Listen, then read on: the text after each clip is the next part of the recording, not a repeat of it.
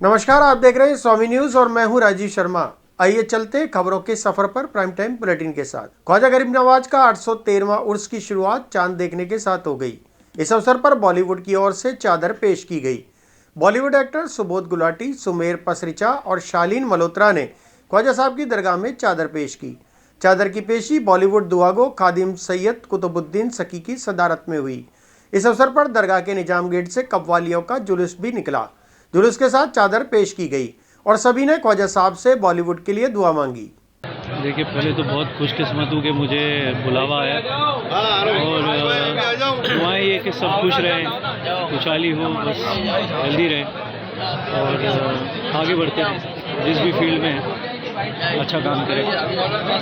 आपने कौन-कौन सी फिल्मों में काम किया है? मैंने फिल्मों में बंटी बबली 2 करी है, फिर द बिग बुल करी है। अभी एक मेरी फिल्म आने वाली है इमरान हाशमी के साथ, ग्राउंड ज़ीरो। सीरियल करे हैं ज़िद्दी दिल माने ना, OTT में जमुना पार अभी लेटेस्ट किया है। ये मेरी फैमिली की, बाकी एड्स की है, तो सिलसिला जारी है। दुआएं ऊपर वाले की। ख्वाजा गरीब नवाज के दरबार में हर साल की तरह इस साल भी पहली रजब को चादर पेश की गई, जिसके अंदर बॉलीवुड से सुमेर जी आए हैं, अपना शालीन जी आए हैं और सुबोध जी ने दरबार में हाजिरी दी है और गरीब नवाज के दरबार में मुरादें मांगी कि गरीब नवाज जो दूर दूर बैठे हुए हैं और जो मजबूरी के तहत नहीं आ सके, उन सब की भी हाजिरियाँ कबूल हों और गरीब नवाज के दरबार में जल्द से जल्द उनको बुलावा हो। तो गरीब नवाज के दरबार में हर साल बॉलीवुड की चादर पेश होती है और आज भी चादर पेश हुई, जिसके अंदर बॉलीवुड की तरफ से सितारे आए और दरबार में हाजिरी दी। सभी ने दुआएँ मांगी कि गरीब नवाज के दरबार में जो इल्तिजाएँ सब ने पेश की और कबूल फरमाएँ। मैं दरबार ख्वाजा से सैयद कबूल सकता। फाइसागर रोड स्थित ATM बूथ तोड़ने का प्रयास कर रहे आरोपी को गंज थाना पुलिस ने गिरफ्तार कर लिया। राहगीरों की सूचना पर पुलिस मौके पर पहुंची, लेकिन आरोपी पुलिस को देखकर फरार हो गया था। CCTV फुटेज से आरोपी की पहचान की गई, जिसमें वह ATM बूथ लोहे के पाइप से तोड़ते हुए दिख रहा था। पुलिस ने कार्रवाई करते हुए आरोपी अभिषेक को बोराज गाँव से गिरफ्तार कर लिया। पुलिस आरोपी का आपराधिक रिकॉर्ड खंगाल रही है। ASI राजेंद्र प्रसाद की महत्वपूर्ण भूमिका रही। थानाधिकारी महावीर सिंह ने इस संबंध में जानकारी दी। ये जो दिसंबर की जो 31 तारीख थी, 31 और जनवरी की 1 तारीख की मध्य रात्रि की बात है, करीब 2-3 बजे के आसपास।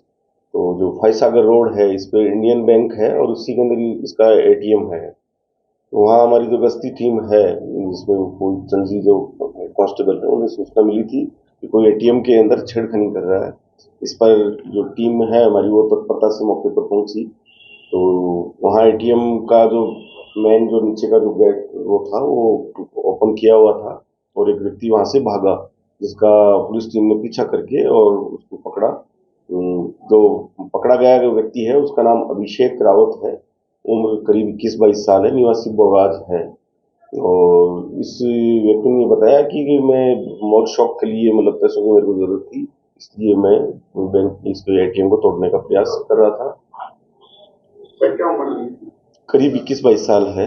सर, किस कंपनी का ATM था? ये इंडियन जो बैंक है उसका है। लगभग कितना कैश था उस समय? 1 लाख। 1 लाख से ऊपर इसके अंदर अमाउंट था उस समय। इसका क्रिमिनल रिकॉर्ड नहीं है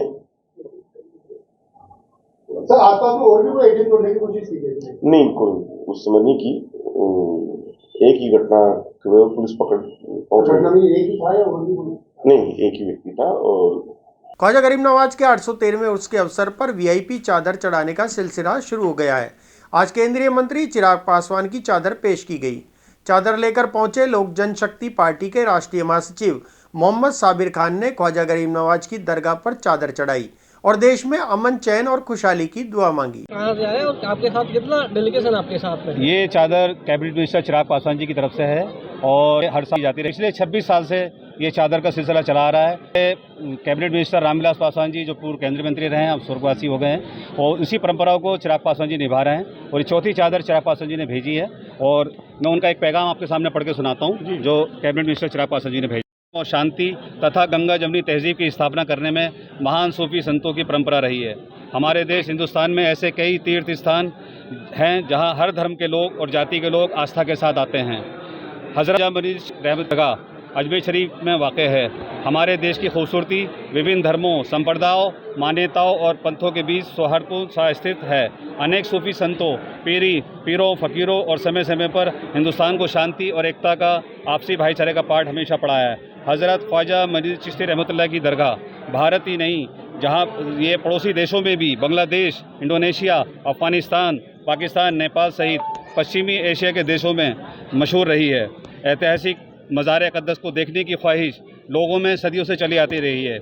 ये सिलसिला पिछले लगभग 800 सालों से चला आ रहा है। इंसानियत के प्रति हज़रत ख्वाजा मजीद चिश्ती रहमतुल्लाह की दरगाह आने वाली पीढ़ी दर पीढ़ियों को प्रेरित करती रहेगी।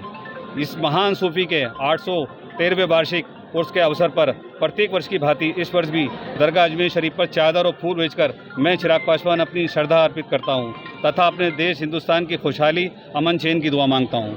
मैं मोहम्मद साबिर खान।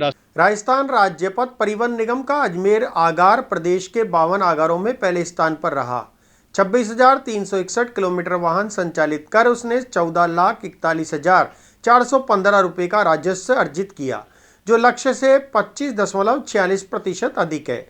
31 दिसंबर को 128% यात्री भार अर्जित कर अजमेर ने निगम स्तर पर सर्वोच्च प्रदर्शन किया। दिसंबर में पिछले वर्ष की तुलना में 25.95% अधिक आय प्राप्त की गई।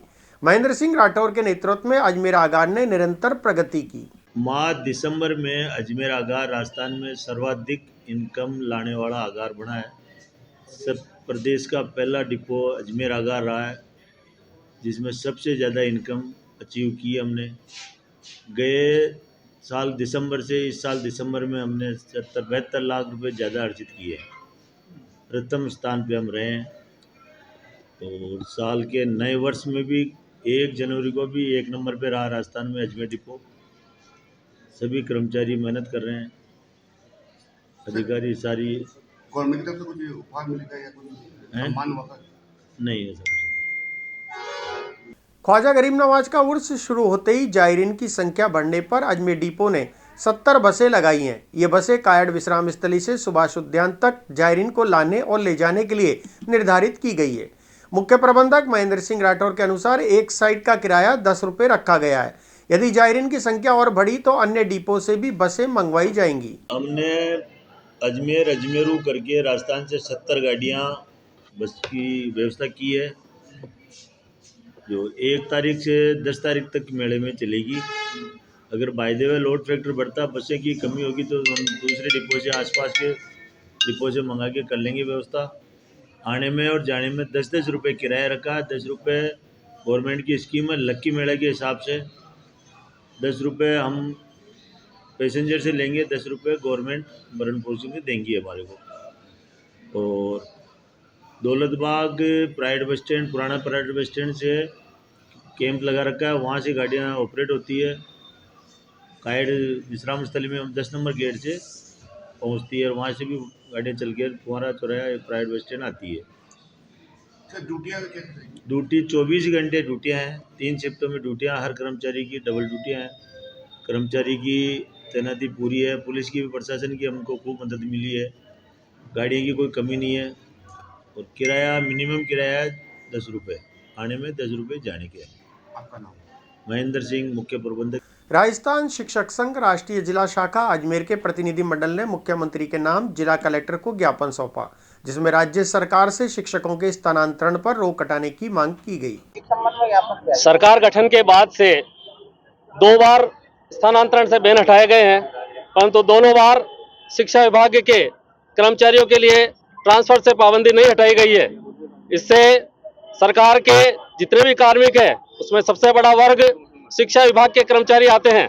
ऐसे में 2 बार स्थानांतरण से रोका गया है शिक्षा विभाग को। अभी भी 1 जनवरी से लेकर 10 जनवरी तक स्थानांतरण खोले गए हैं, परंतु शिक्षा विभाग में प्रतिबंध यथावत है। हम मांग कर रहे हैं कि जिस प्रकार से सभी विभागों के कर्मचारियों के लिए स्थानांतरण की छूट दी गई है, उसी प्रकार शिक्षा विभाग को भी इसमें शामिल करते हुए स्थानांतरण किए जाएं। चूंकि आज संगठन मजबूर होकर पूरे राजस्थान के अंदर सभी जिला मुख्यालयों पर आज ज्ञापन दे रहा है मुख्यमंत्री जी के नाम, और इसके बाद भी यदि स्थानांतरण में शिक्षा विभाग के कर्मचारियों को शामिल नहीं किया जाता है तो हमारा प्रदेश नेतृत्व वापस बैठकर जो आगे की कार्यवाही डिसाइड करेगा उसके अनुरूप आगे कार्यवाही करेंगे। भंवर सिंह राठौड़, प्रदेश सचिव, राजस्थान शिक्षक संघ राष्ट्रीय। आज स्थानांतरण के विरोध में ज्ञापन देने के लिए शिक्षक संघ राष्ट्रीय के द्वारा हम यहाँ एकत्रित हुए हैं। सरकार ने सभी विभागों से स्थानांतरण की रोक हटा दी है। 1 जनवरी से 10 जनवरी तक सभी विभागों में स्थानांतरण की प्रक्रियाएं चालू कर दी गई है। शिक्षा विभाग को इसमें शामिल नहीं किए जाने के कारण शिक्षा विभाग के द्वारा आज सभी प्रदेश के जिला मुख्यालयों पर शिक्षक संघ राष्ट्रीय के द्वारा ज्ञापन स्थानांतरण में शिक्षा विभाग को शामिल करने के लिए ज्ञापन दिया जा रहा है। सरकार की इस नीति से शिक्षकों में भारी रोष व्याप्त है। अगर सरकार और राजस्थान में शिक्षा विभाग लोक सेवकों में सबसे बड़ा विभाग होने के बावजूद भी सरकार इस विभाग की लगातार अनदेखी कर रही है, ऐसा शिक्षक समाज कतई बर्दाश्त नहीं करेगा।